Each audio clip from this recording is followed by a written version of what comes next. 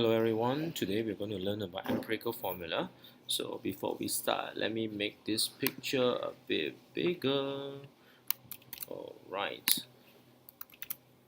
Okay, now empirical formula is very simple. It's just a chemical formula by itself, showing only the simplest ratio. So what do you mean by simplest ratio?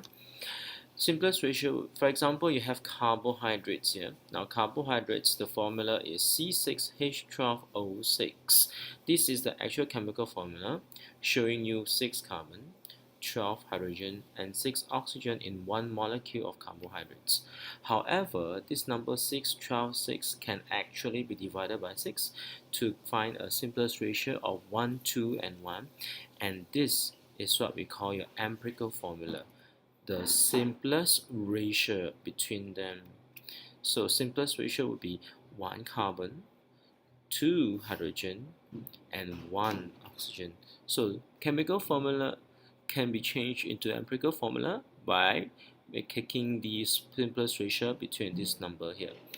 If in any case you can't change it, for example if this is 7, 12 and 6, all three cannot be divided simultaneously, you can't do it. So next, we have here an example, butane. Butane is C4H10. You can see this one is actually 10. C4H10. Chemical formula, and this can be divided by 2. This one can be divided by 2 simultaneously. So when you divide this by 2, you get 2. 10 divided by 2, you get 5. And this is your empirical formula. Right, so what kind of questions will they ask in GCSE or maybe in some questions at A levels? You'll find that they'll give you 64 grams of copper reacts with 16 grams of oxygen to produce copper oxide. Now they don't tell you what is the formula of copper oxide. It could be copper 1, it could be copper 2, and that's the tricky part. So how do we do this? What is the empirical formula? Very simple. Let's go and find out the answer if I have prepared here. Now the same question. What you do is you have to build this box here. Oh, this is not supposed to be sulfur, it's supposed to be oxygen. Different question, I believe. Right, so just put in the mass of your copper, 64 grams here, mass of your oxygen, 16 grams here. So once you have input all the necessary information, 64 grams of copper, 16 grams of oxygen, and the relative atomic mass of copper is 64, oxygen is 16. Fill in this part here. Divide your mass over relative atomic mass to find the number of mole. So this comes up to 1. 64 divided by 64 equals to 1. 16 divided by 16 equals to 1. And the ratio is 1 to 1. So your copper oxide empirical formula should be CuO. Now you will say that, oh, just so happens this is 64 and 16 the same mass. What happens if they are not in the same mass? Right, let's look at this one. Okay, let's go to full view. Sample question 2. An experiment shows that a compound contains 80%, they don't give you gram now, they take 80% carbon and the rest is hydrogen. What is its empirical formula? Right, let's go back to the worksheet that I've given you here. An experiment shows a compound contains 80% carbon and the rest hydrogen. So what you do is assume there is 100 grams of this compound. So if you have 100 grams of this compound, you'll find that in 100 grams of this compound, 80% carbon would means 80 grams of carbon. The remaining one will be 20 grams of your hydrogen. Now, relative atomic mass of carbon can refer to a periodic table is 12, hydrogen is 1.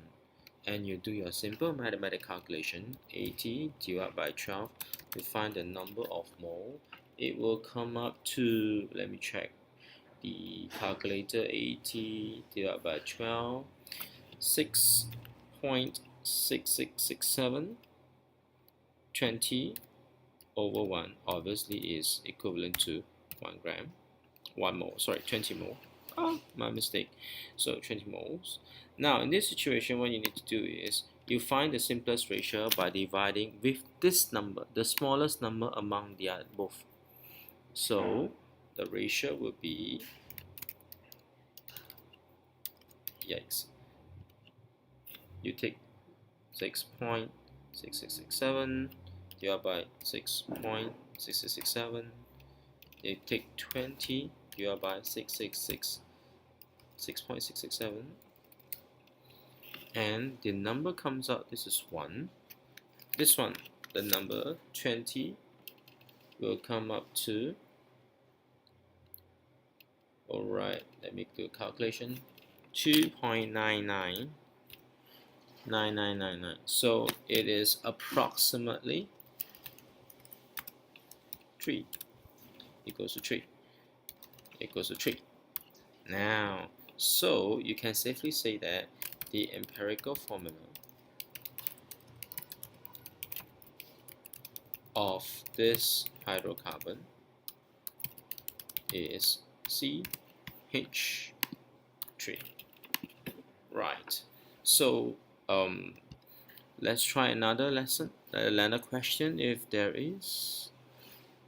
I think there is. Oh, let me check. Next one, sample question 3. 2.55 gram of aluminum oxide was purified. So it means that oxygen is removed to obtain 1.35 gram of the aluminum. What is empirical formula for aluminum oxide? Well, it's the same thing, same sample question. Let's look at this. Ooh, I did not put it. Never mind. Let me take it out. It's very simple. Alright, doesn't matter. 2.55 gram of aluminum oxide, right? So let's draw the table.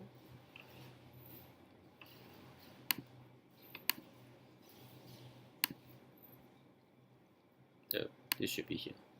Go up, go up, go up, go up. Okay, remove this column first. Right, you have element, and you have your aluminium, you have your oxygen. Now, what's the mass of your aluminium? 1.35 gram. It's not 2.55, 2.55 is aluminum oxide. So 1.35 gram. 1.35 gram. How about oxygen? It's very simple. You take 2.55 minus 1.35 gram. Because why? This is the mass before you purify, removing oxygen. This is the mass after you've purified. So the mass of oxygen can be deduced from 2.55 minus 1.35 gram, which is equivalent to,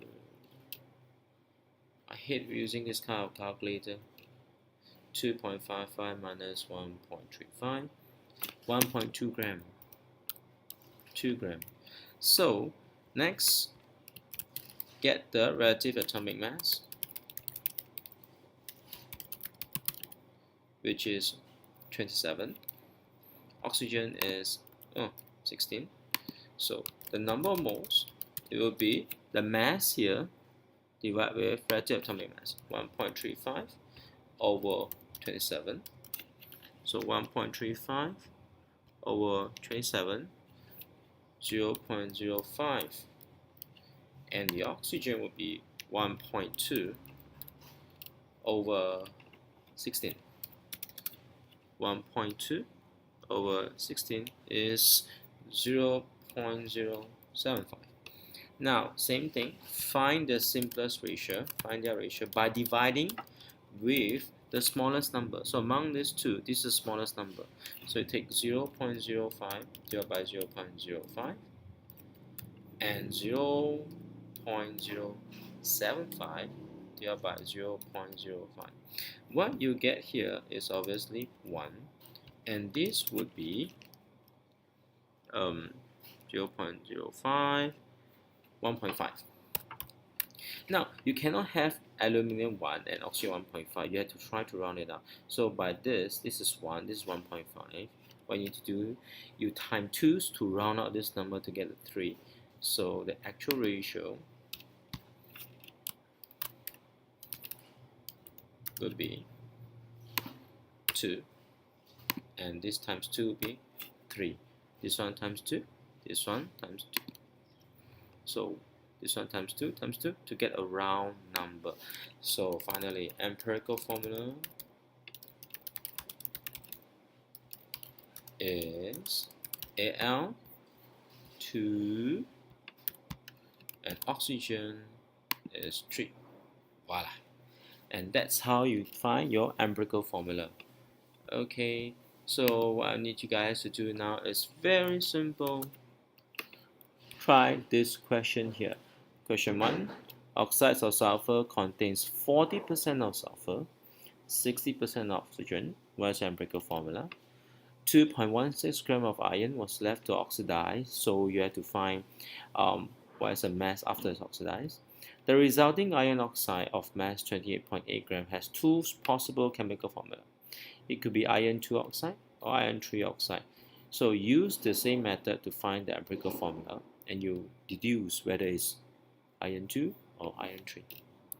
Alright, have fun!